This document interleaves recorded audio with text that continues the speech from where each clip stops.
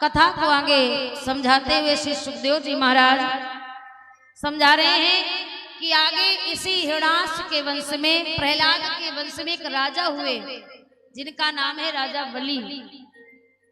बलि के बारे में आप लोगों ने श्रवण किया होगा। बलि कौन है जानते हो?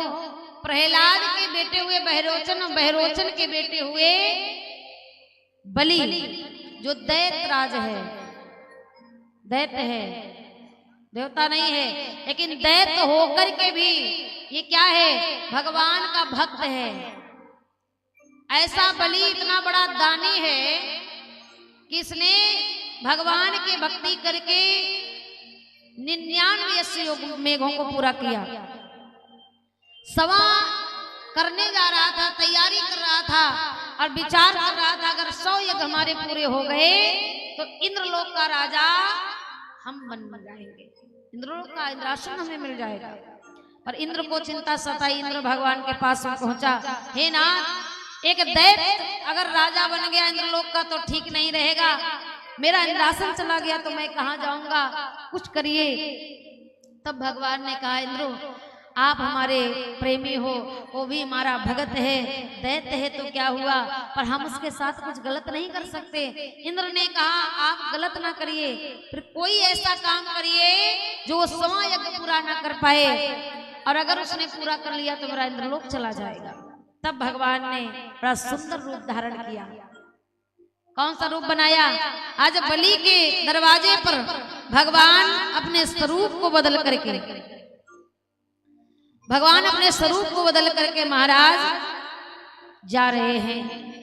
फागुन का महीना है, शुक्ल पक्ष द्वादशी के दिन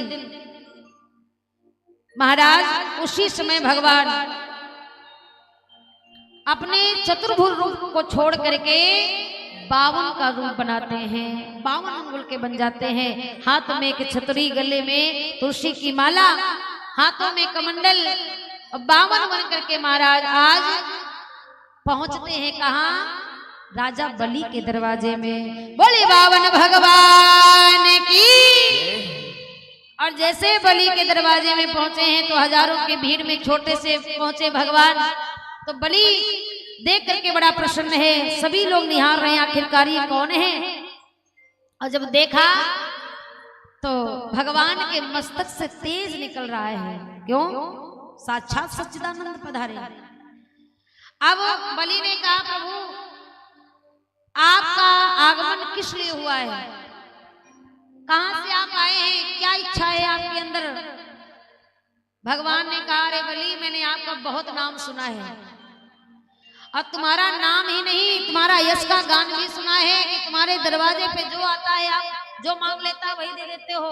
बलि ने कहा, महाराज हाँ हाँ, हमसे जो मांग लेता है जो भी मैं वही दे देता हूँ।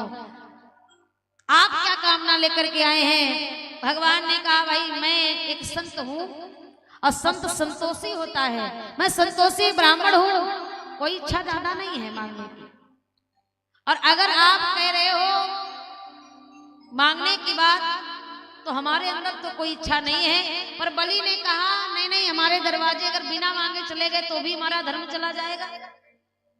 जरूरी है जो इच्छा लेकर के आए हो कहिए। भगवान ने कहा, देखो मैं संत हूँ, किसी से ऐसे कुछ मांगता नहीं। क्यों? अगर मैंने मांगा आपने मना कर दिया तो हमारे वचन झूठे हो जाएंगे, तो ऐसे नहीं मांगता हूँ। फिर कैसे? अगर देना चाहते हो तो संकल्प पहले कर लो, जब संकल्प कर लोगे तब मांगूंगा। बलि ने कहा, आज तक हमारे दरवाजे में जो भी आया किसी ने ये बात कही ही नहीं कि संकल्प करो, पर आप संकल्प की बात करते हो कि आपको विश्वास नहीं। भगवान ने कहा, विश्वास है, पर मैं संत हूँ, मैं यूं ही किसी से कुछ मांगने वाला नहीं। अब जब संकल्प की बात आई तो बलि के गुरु हैं कौन? दैत्यों के जो गुरु हैं जिनका नाम है शुक्राचार्य। शुक्राचार्य ने सोचा संकल्प की बात तो आज तक किसी ने नहीं की, आखिर ये विचित्र रूप में आए हैं, 52 बन करके आए हैं, अब संकल्प करवाना चाहते हैं, आखिर कौन है? और जब शुक्राचार्य ने भगवान को निहारा, नेत्रों को बंद किया, और जैसे देख पाया है कि ये कोई साधारण पुरुष नहीं है, ये तो साक्षात सच्चिदानंद भगवान आए हैं बावन बन करके। अब बलि को बुलाया, बलि से कहा देखो ये जो आए हैं ना, हाँ इनके हाथ पर जोड़ो और चुपचाप इनको यहाँ से विदा कर दो। बलि ने कहा क्यों? शुक्राचार्य जी ने कहा क्यों का कारण ये है, ये कोई साधारण पुरुष नहीं है, फिर कौन है? भगवान है, तुम्हें छलने आए हैं, 2 मिनट लगेगा सबको लेकर के चले जाएंगे। बलि ने कहा अरे तो मेरा तो सौभाग्य है, आज तक हमारे दरवाजे में इंसान आते थे, आज भगवान मांगने आए हैं, ये तो हमारा परम सौभाग्य है। और हमारे दरवाजे अगर भगवान आए हैं तो मैं इनको अब जाने नहीं दूंगा, मेरा परम सौभाग्य इन्हें कुछ देने का। दुनिया इनसे मांगती है, हमसे मांगने आए हैं, ऐसे नहीं जाने दूंगा, अब तो जरूर दूंगा। शुक्राचार्य ने कहा कुछ देने लायक हो भी नहीं, कुछ दे पाओगे क्या? नहीं दे सकते हो, अरे जाने दो। बलि ने कहा नहीं नहीं। अब तो वो प्रसन्न हो गया, संकल्प करने के लिए तैयार हो गया। भगवान ने कहा करिए, और जैसे संकल्प के लिए कमंडल से जल निकालना चाहा तो शुक्राचार्य जी का मन नहीं माना। शिष्य तो शिष्य है, गुरु को अतिशय प्रिय होता है। और शुक्राचार्य ने कहा ये नादान है, अगर नहीं मानेगा तो 2 मिनट में अभी सब कुछ खत्म हो जाएगा इसका। क्या करें? कुछ और एक उपाय करें। उपाय क्या किया कि कमंडल की टोटी में जाकर के बैठ गए। सोच रहे हैं ना जल निकलेगा, ना संकल्प होगा, और ना संकल्प होगा ना ही ये 52 भगवान हमारे शिष्य को कुछ मांग पाए। और जैसे टोटी में बैठे जल नहीं निकल रहा है, भगवान ने कहा क्या हुआ? बलि ने कहा पता नहीं। भगवान ने उसी समय एक तिनका उठाया, और तिनका उठा करके जैसे टोटी में डाला, शुक्राचार्य जी की दाईं आंख में जाकर के लगा, भड़बड़ा करके बाहर निकले। क्रोध में कहने लगे बलि तेरे चक्कर में मेरी एक आंख फूट गई। भगवान ने कहा दोबारा एक बची वो भी फोड़ डालूंगा। क्यों? जब जहां 2 बात कर रहे हैं वहां तीसरे का क्या काम है? क्यों बीच में आ रहे हो? शुक्राचार्य जी को क्रोध आया, अब नहीं आऊंगा। अब महाराज उसी समय भगवान ने संकल्प करवाया, और इसके बाद मांगा क्या? 3 कदम पृथ्वी। बलि ने कहा प्रभु जहां इच्छा करे वहां नाप लो। भगवान ने कहा जहां इच्छा क्या करे? बलि ने कहा ये मेरा राज है, आपको जिस जगह अच्छी लगे उस जगह बताओ, मैं नाप दूंगा। भगवान ने कहा नाप दूंगा नहीं, नाप लूंगा, मैं स्वयं अपने चरणों से नापूंगा। बलि ने कहा पूरे तो 52 अंगुल के हो, इतने इतने आपके चरण हैं, क्या लाभ होगा? मैं अपने चरणों से नाप दूं, ज्यादा मिल जाएगी। भगवान ने कहा ज्यादा की जरूरत नहीं है। उसी समय भगवान ने आज आगे बढ़ करके 3 कदम पृथ्वी को नापा, 1 चरण आगे बढ़ाया, पाताल लोक नापा, पृथ्वी लोक नापा, दूसरे चरण में आकाश लोक नापा। और जब 2 लोक नाप लिए, भगवान ने कहा बलि तुम्हारा खाता तो खत्म हो गया, अब कहाँ नापूं? 1 कदम। तब बलि ने कहा प्रभु एक बात बताओ, दान बड़ा है या दानी बड़ा है? कौन बड़ा है? भगवान ने कहा बलि तुमने तुम्हारे हृदय को जीत लिया। बलि ने कहा प्रभु अब हमारे पास कुछ नहीं है, ये दानी बचा है, तो अब ऐसा करो ये 1 चरण हमारे सर पर रख लो, हमारे शरीर को नाप लो। भगवान आह्लादित हो गए। उसी समय भगवान आज बलि पर प्रसन्न हो गए। बलि से कहने लगे बलि अब कुछ मांग लो। बलि ने कहा क्या मांगना है? अभी आप हमसे मांग रहे थे, हमने आपको दिया है, और हमसे कह रहे हो हम मांग लें? अरे हम आपसे कुछ नहीं मांगते महाराज।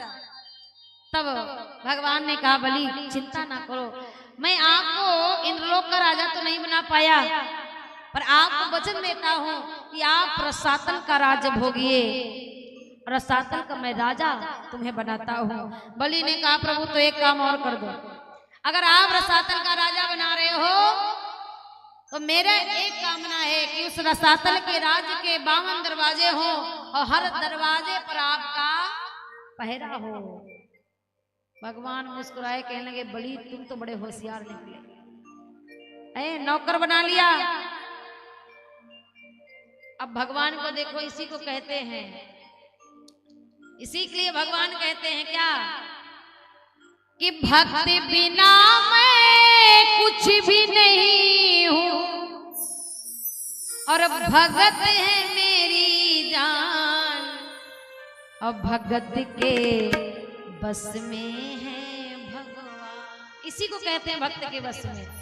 बलि ने क्या बनाया, नौकर बना लिया और कहता जिस दरवाजे से निकलूं उस दरवाजे में मुझे पहरेदारी करते मिलना। भगवान ने कहा धन्य हो बलि, कौन से ऐसे सत्कर्म कर दिए जो हम तुम्हारे नौकर बन गए हैं। कि प्रबल प्रेम के पाले पड़कर अरे प्रभु को नियम बदलते देखा और अपना मान भले टल जाए पर भक्त का मान न टलते देखा। भगवान का एक स्वभाव है, अपना मान भले टल जाए पर मेरे भक्त का मान नहीं टलना चाहिए। जो आज्ञा वाली से कहा जैसी तेरी इच्छा है पूरी करूंगा। आज बामन दरवाजे के नौकर बने भगवान। अंत में जब समय ज्यादा हुआ तब स्वयं मैया लक्ष्मी भगवान को लेने आई हैं। और जब लक्ष्मी लेने कैसे आई, रक्षाबंधन के पावन अवसर पर रक्षा सूत्र बांधने के बहाने बलि के दरवाजे आई हैं। जब कलाई में रक्षा सूत्र बांधा, बलि उदास बैठा था, लेकिन जब रक्षा सूत्र कलाई में बांधा मैया लक्ष्मी ने तो बलि प्रसन्न उठा और प्रसन्नता में आकर के कहने लगा बहन आपने मेरी जन्मों की ख्वाहिश पूरी कर दी है, मैं बड़ा प्रसन्न हूँ, कुछ मांग लो। तब मैया लक्ष्मी ने कहा देखो ना तो धन चाहिए, ना दौलत, ना शोहरत, कुछ नहीं। बलि ने कहा फिर मैया लक्ष्मी ने कहा कुछ नहीं चाहिए, ना धन ना दौलत, हमें आपके दरवाजे का नौकर चाहिए। और जैसे नौकर मांगा बलि समझ गया ना तो वो नौकर साधारण है और ना कोई नौकर मांगने वाला साधारण हो सकता है। इसका मतलब है ये स्वयं मैया लक्ष्मी हमारे आंगन में पधारी है। आज दोनों को आंगन में खड़ा किया, आरती की थाली सजाई और जय जयकार कर रहा है। जिसके घर में लक्ष्मी नारायण दोनों आ जाएं हैं उसका जीवन कितना सुलभ हो गया होगा महाराज। इसलिए कहते